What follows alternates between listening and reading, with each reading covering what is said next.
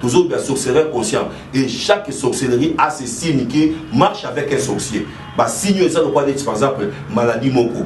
Maladie moko, bah, bon, ça va, c'est aussi à la malaria. La malaria marche avec des signes. Bon, docteur, tant que pas mon ah, quand il a la fièvre, cela veut dire quoi? Quand vous voyez tel agissement, ça veut dire, ah, ça c'est la malaria. Vous voyez? Parce qu'ils ont fait le test, ils ont compris que non, l'enfant a une maladie, malaria. Soit que Moutou Songolo, ou bien que Ngungi, ma soeur, mon frère, Ngungi. À ça, la mission en 3 jours dans mon kit. Ngungi ça qu'à 3 jours dans mon kit.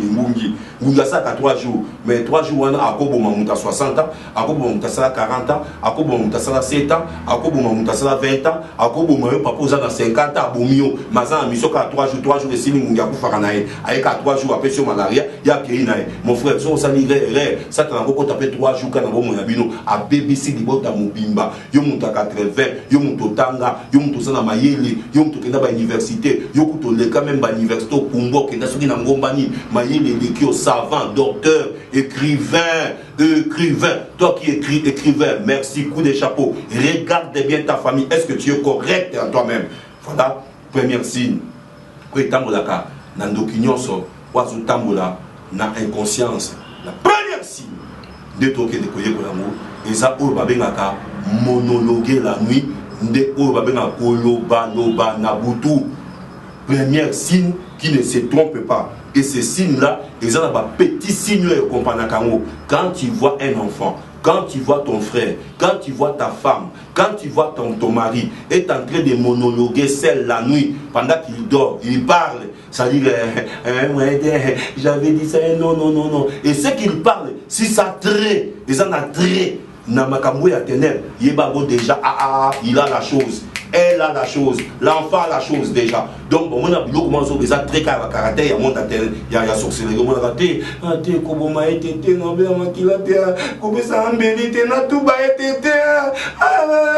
nous te voyons bien, Makamba Zoloba. Vous comprenez, on a tout il monologue la nuit. Monologuer la nuit, c'est des gens signes. Et ces monologues là, il y a accompagné le comme sous. Quand tu vois toujours la première signe, vous avez un Moutaza pour lire et mon quoi lali. Mouta lali.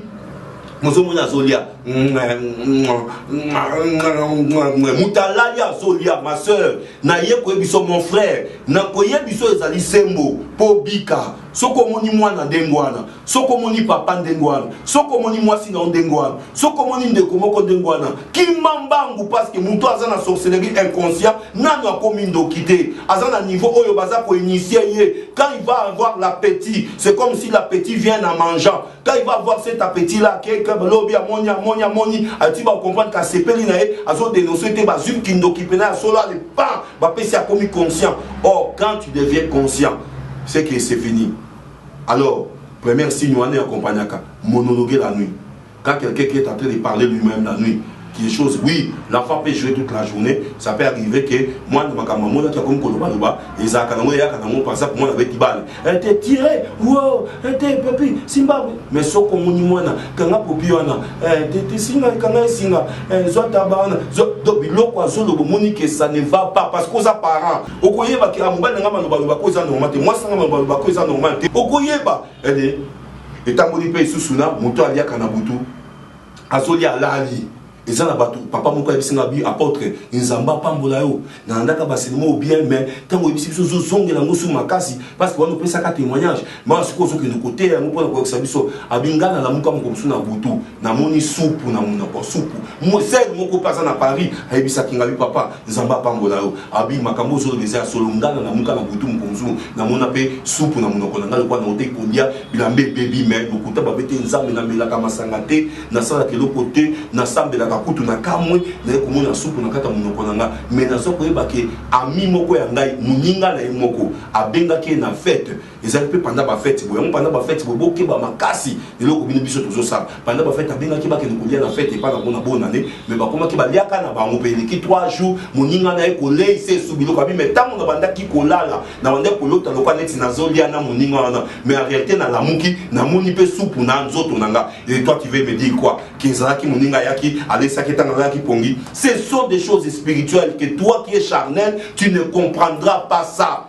Et toi qui n'as pas ces problèmes-là, oui, comme il a nuyoté, ou comprendre, ou contredire, bah, ils ont comme la bango. Et ça n'a pas de temps, mon frère. Tant que vous avez bango, ils sont cassés à cause de même mbata, bétion et longi, parce que tu es en train de détruire, oh, il y a zone construire. Parce qu'il y a zone qui m'a kamwa potre solo beza solo, banana basala kango, ndako nanga sala kango, ndeko nanga sala kango, mais yo solo bana que non, bilo pas ça le kuta, mais tant que tu dis ça, mais yo moko tala bakati na ona, osaka ni na poto.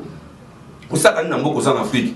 Moussa Nonini, Chekoula, Diamba, Masanga, Babouate, Baba, Bassiabato, Kindumba. Tout ce que tu fais là, tu ne vois pas que il y a très de la sorcellerie en toi. Toi, tu crois qu'il y a une autre qui a bêtise. Non, c'est la sorcellerie. Bon, tu n'as Kindumba parce que tu as Kindumba aux Asida. Bon, tu n'as Masanga parce que tu as Masanga. C'est rose des fois et Koya. Bon, tu n'as Kidiamba. Ce qu'on me dit, Diamba, parce que tu as Sikalango, au Kobe Bapumo. Parce que ça dit, le sorcier envoie quelqu'un dans un endroit où c'est camouflé, c'est caché, c'est rose des fois, mais en réalité, ça va on est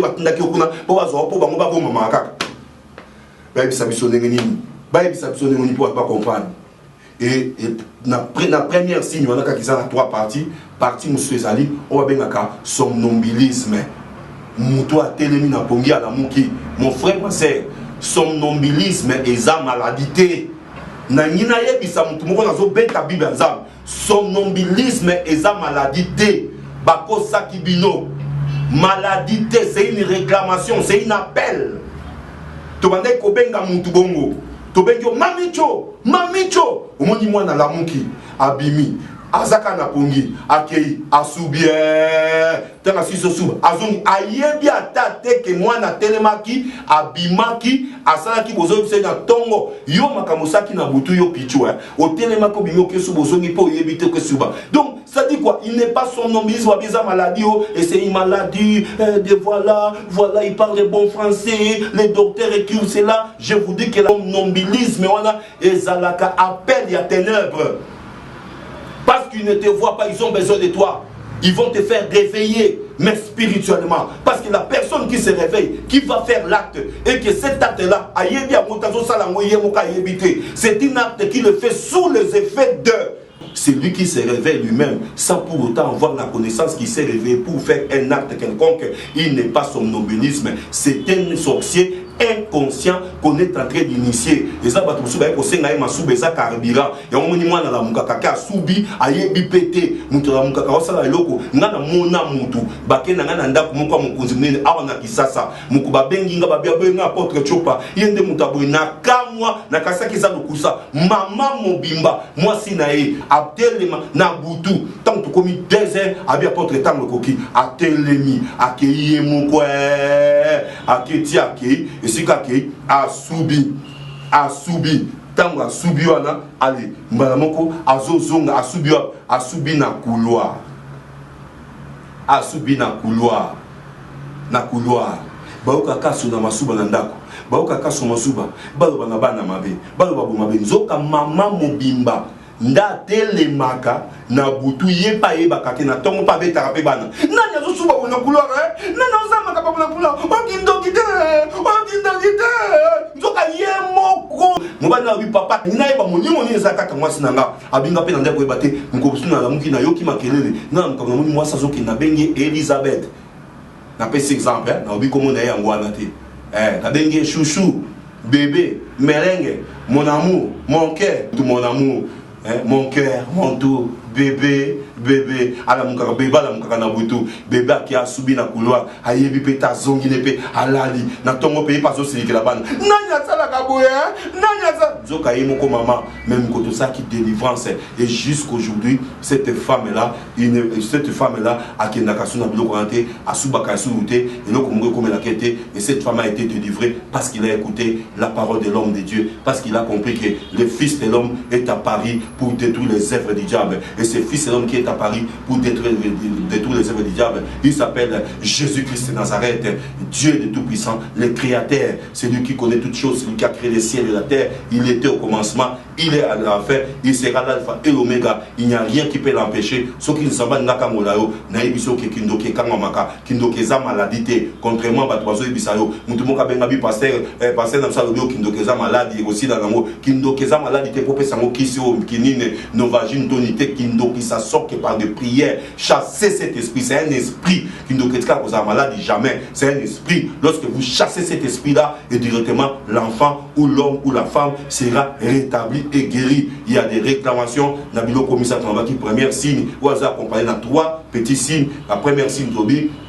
Oui, à ce monologue la boutou, il y a déjà que Azana Katia qui est inconscient, Azo Solana Batouko a évité. Parce que ceux qui m'ont talali, à qui Koloba Loba Souté, ceux qui m'ont talali à Zoloba, c'est que Moutoua Kolala Aloba, la deuxième partie de l'homme qui sort, au moment où on a Sabine en haut, tant que tu me Zoloba, oh non, Nabimaka Naboutou, n'a qui coupé ça va tout le monde aux États-Unis, n'a pas pasteur mon État, n'a pas moté, c'est la sorcellerie. Bolanda Moutoua n'a jamais, il est dans la sorcellerie. Quand vous voyez quelqu'un qui dit, je peux voyager, mais dédoubler, je vais aller à telle place, n'a qu'un amoni bateau, n'a pas si bateau à amoni, n'a pas si bien bateau, n'a côté n'a qu'à amoni monaï, n'a yébisi à l'ikamba sala, allez na zongi, c'est la sorcellerie. Tous ceux qui sont dans telles églises, sortez dans ces églises-là, ce sont des églises des sorciers, ce n'est pas normal, c'est la sorcellerie. Moutaki ko se dédoublé, moutako bimate, mais nandenge ya ndoto. Le temps où nous avons parti à Ndoto, nous avons expliqué peut-être que nous avons compris qui connaissance c'était. Nandoto, ils ont la deuxième